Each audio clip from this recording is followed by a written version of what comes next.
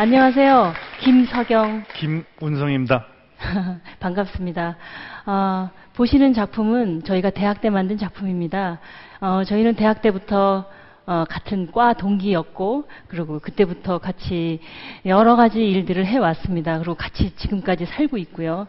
그리고 계속 같이 공동 작업을 해왔습니다. 그래서 서로 많이 알고요. 그래서 어떤 미술 평론가 분께서 저희에게 이름을 합체하는 것이 어떻겠느냐라는 그렇게 말씀을 해주셨는데, 지금 인사말에 원래 김석영 운송입니다라고 했어야 했는데 저희가 많이 긴장했나 봅니다.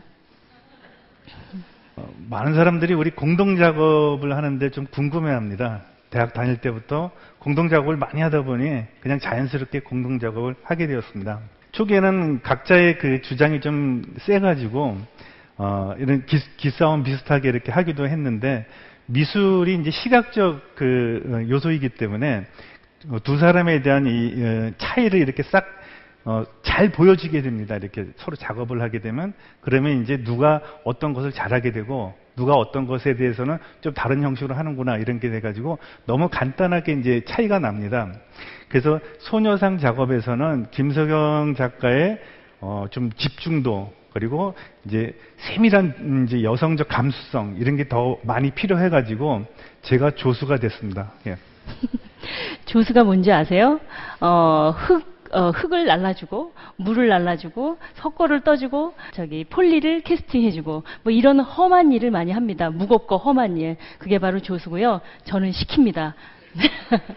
2011년 1월 달에 제가 이제 일본 대사관 앞에 소녀상을 이렇게 지나게 됐는데, 일군의 무리가 이렇게 집회를 하고 있었어요. 근데 그 집회를 보면서 이게 뭐지? 라고 봤는데, 그게 바로 수요 집회였던 거예요. 그래서 깜짝 놀래가지고 너무 죄송하고 미안하고, 그리고 좀 반성이 많이 됐습니다.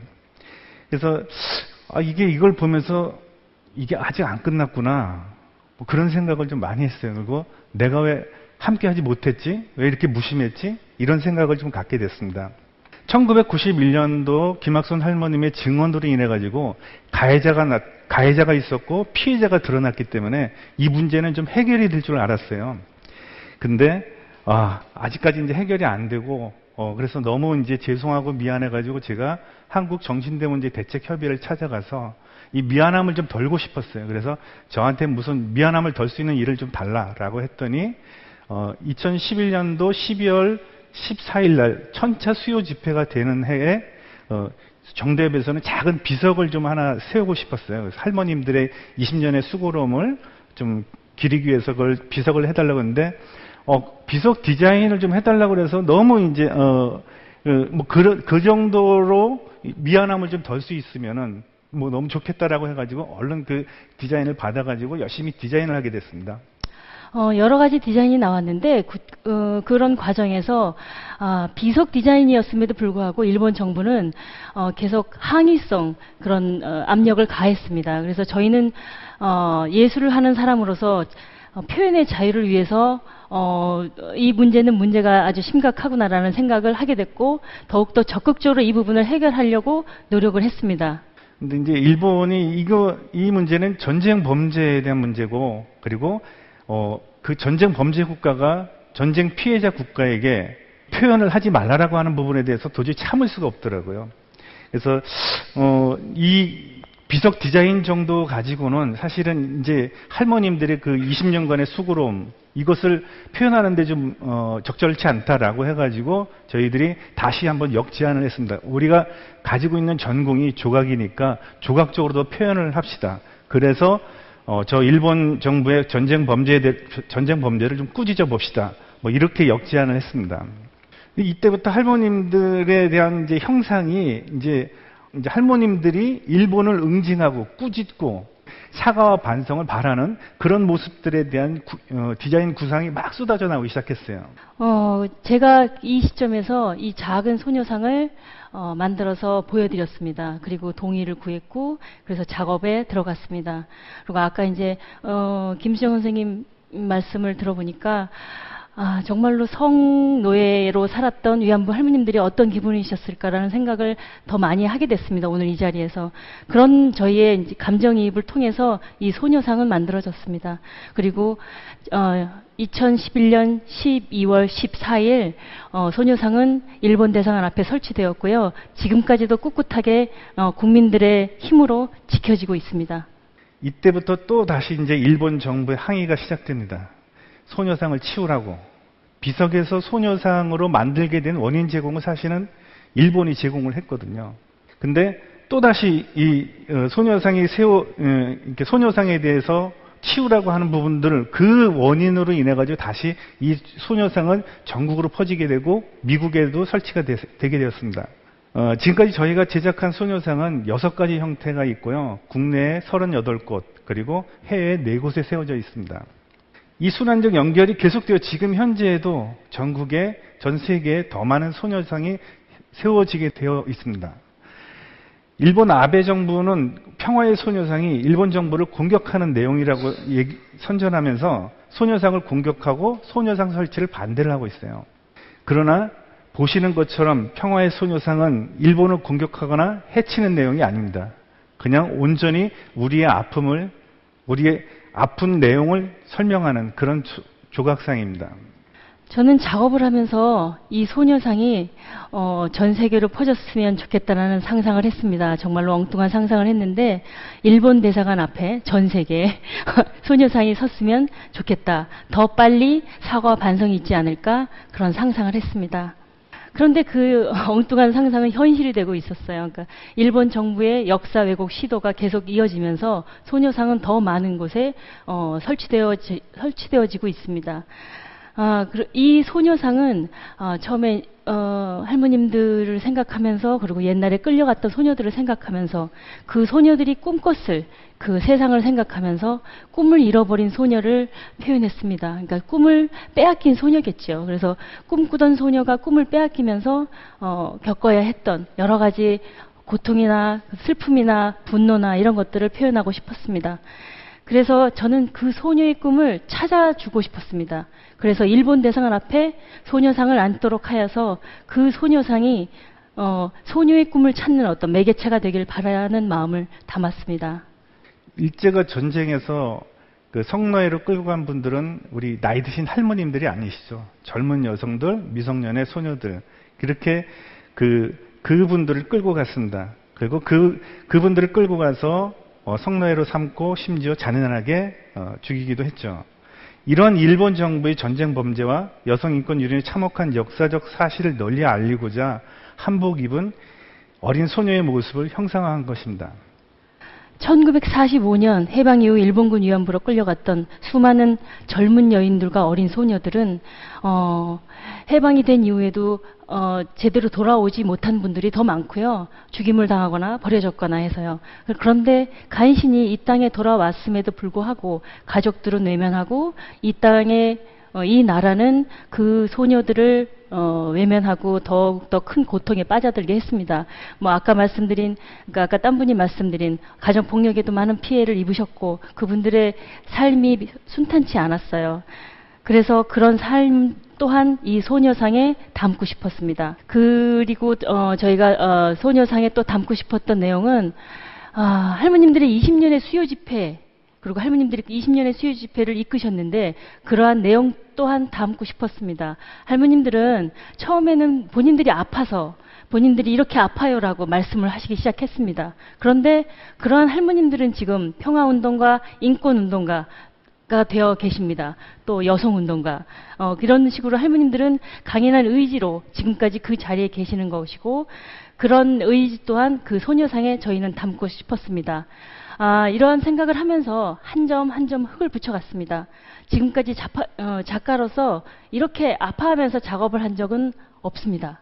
정말로 아팠거든요. 매일매일 아팠고 매일매일 슬펐고 매일매일 화가 났습니다. 그런데 아직도 화가 납니다.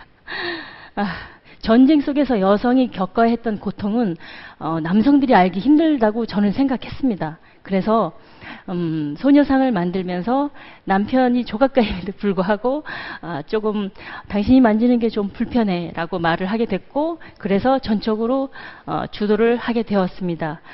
그래서 소녀상은 우리 남편이 많이 도와준 덕에 잘 만들어지게 된 것 같습니다. 고마워요.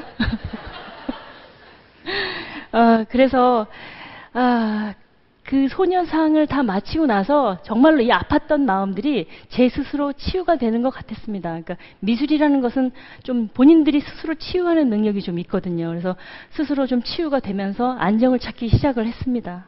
평화의 소녀상은 소녀들의 꿈 많던 시절을 애띤 소녀의 모습으로 만들었고요. 소녀가 일제에 끌려가며 가족과 이 땅과 인연의 끊김을 머리카락이 잘려진 모습으로 표현을 했어요. 그 소녀가 이 땅에 돌아와서 겪었던 멸시와 외면 속에서 당한 고통을 검은 그림자와 맨발로 표현했습니다. 그리고 다음 그림에서 소녀의 그림자 속에 하얀 나비가 보여질 텐데요. 이 하얀 나비는 돌아가신 할머님들이 환생하셔서 저희와 함께 하길 바라는 마음을 담았습니다. 그리고 아까 보신 그림자는 저희 딸이 아이디어를 준 거예요. 그래서 저희 딸이 옷 모델도 쓰고 아이디어도 주고 이렇게 많은 도움을 줬습니다. 그런데 저희 딸이 얼굴 모델은 아닙니다. 그리고 아직도 해결되지 못한 기막히고 불편한 현실을 뒤꿈치가 들린 맨발로 표현했습니다. 평화와 자유에 대한 간절한 바람을 어깨 위에 새로 표현했고, 또한 이 새는 소녀들과 현재 살아계신 소녀들을 이어주는 또 다른 영매의 역할을 하기도 합니다. 오석에 새긴 평화비란 글씨는 기론옥 할머니께서 붓글씨로 써주신 것을 우리가 돌에 새긴 것입니다. 아시는 것처럼 평화의 소녀상은 할머님들의 20년의 수요 집회를 기리기 위해 제작된 것입니다. 그래서 소녀가 어리지만 어려 보이지 않게, 여리지만 당당하게, 슬프지만은 않게, 화가 나지만 그 화가 이 일을 해결하기 위한 어떤 의지로 표현되고자 노력했습니다. 끝까지 이 역사가 바로잡힐 때까지 그 소녀는 그 자리를 지키게 하고 싶었습니다. 그렇게 두 손을 주먹쥔 소녀상이 만들어지게 되었습니다. 그 다짐은 비닐자를 통해 더 많은 국민들이 함께 공감하는 자리로 만들고 싶었습니다. 돌아가신 할머님과 그 자리를 지나는 모든 이들과 이 일이 함께 해결될 때까지 함께 하자는 의미를 담은 빈 의자입니다. 그 빈 의자는 우리의 약속입니다. 오늘 우리 강연 내용은 저희가 작가 노트의 제목과 같은 빈 의자에 새긴 약속입니다. 빈 의자에는 평화와 인권에 대한 우리들의 염원과 약속이 담겨져 있습니다. 저희는 이러한 약속을 작품을 통해 지키고 노력하고 행동하고 있습니다. 평화를 위해 우리는 기억해야 합니다. 단순히 우리가 받은 상처만을 기억하는 것이 아니라 우리가 가해를 한 상처 또한 기억하고 보듬어야 한다고 생각합니다. 그래서 저희는 영문도 모르고 죽임을 당한 베트남에 있는 아가들의 죽음을 위해서 베트남 피에타를 제작하게 되었습니다. 베트남 피에타는 저희가 이제 베트남에 여행을 했는데 공정 여행을 했습니다. 평화 기행을 갔는데 거기에 많은 증오비가 있었고 위령비가 있었습니다. 그 위령비랑 증오비를 보고 또 박물관에 가서 사진도 보고 했는데 무명아가들이 많이 죽어 있었어요. 그러니까 무명아가는 1살이 안 된 아이들한테 이름을 지어주지 않았어요. 그래서 그 아가들한테는 이름을 주지 않았기 때문에 그냥 아가 써 있는 거예요. 그 아가 써 있는 비가 많이 있었습니다. 위령비에. 베트남에는 한국군 증오비가 여러 곳에 있는데 저희가 지금 이 소개하는 증오비는 비노아에 있는 증오비입니다. 여기에는 이런 글씨가 새겨져 있습니다. 하늘까지 닿을 조약 만대를 기억하리라 라고 써여져 있습니다. 그리고 또한 그 밑에는 자장가가 쓰여져 있는데 그 자장가는 아가야 너는 기억하거라. 한국군이 우리를 구덩이에 몰아넣고 다 쏘아주겠단다. 아가야 너는 이 말을 기억하거라. 이 위령비는 하미마을 위령비입니다. 여기에 적혀있는 숫자를 밑에 보시면은 이 숫자는 태어난 연도를 뜻합니다. 또한 이들이 죽은 해이기도 합니다. 베트남에서는 돌이 안 된 아가들에게는 이름을 주어지지 않습니다. 그래서 이 숫자 옆에는 아가라는 베트남어로 써 있습니다. 이제 학살이 자행된 지 50년이 흘렀습니다. 베트남에서는 작년부터 내년까지 학살 50주년 기념 행사를 진행하고 있습니다. 저희는 이 아가들을 기리기 위해서 베트남 피에타를 만들었습니다. 그리고 저희가 기증을 하기로 마음을 먹었습니다. 그리고 지금 그 기증은 진행 중에 있고요. 그래서 베트남 평화재단을 만드신 분들과 함께 행동하고 있습니다. 그리고 베트남어로 이 제목은, 베트남 피에타의 베트남어 제목은 무명 아가를 위한 마지막 자장가입니다. 베트남은 이전까지 한국과 어떠한 그 역사적 분쟁이나 영토 분쟁이 있었던 나라가 아닙니다. 다른 나라의 전쟁에 우리가 총을 들고 그 나라에 들어갔습니다. 그리고 저 아가들을 세상에서 떠나보냈던 거죠. 울고 또 울고 창피하고 부끄럽고 미안했어요. 그래서 사죄해야 된다고 생각했습니다. 참전 군인들은 애국했다고 합니다. 돈 벌어왔다고. 정말 그들이 벌어온 돈으로 도로를 건설해서 우리가 편하게 지났다면, 그리고 그들이 번 돈으로 우리가 따뜻하게 옷을 입고 배부르게 먹을 걸 먹었다면 얼마나 미안하겠습니까? 다 토해내고 싶었습니다. 베트남에서 국민 시인으로 추앙받는 분이 계세요. 탄타오 시인이라고. 그분의 말씀을 한 구절 들려드리겠습니다. 한국과 베트남 사이에 증오의 흔적이 사라지고 사랑만이 남아있는 그런 세상을 만드는 일은 이제 당신과 우리의 몫입니다. 저희는 그러한 평화로운 세상을 만들기 위해 반성과 행동을 지속적으로 해나갈 예정입니다. 이것이 비너이자의 세계인 우리의 약속입니다. 감사합니다.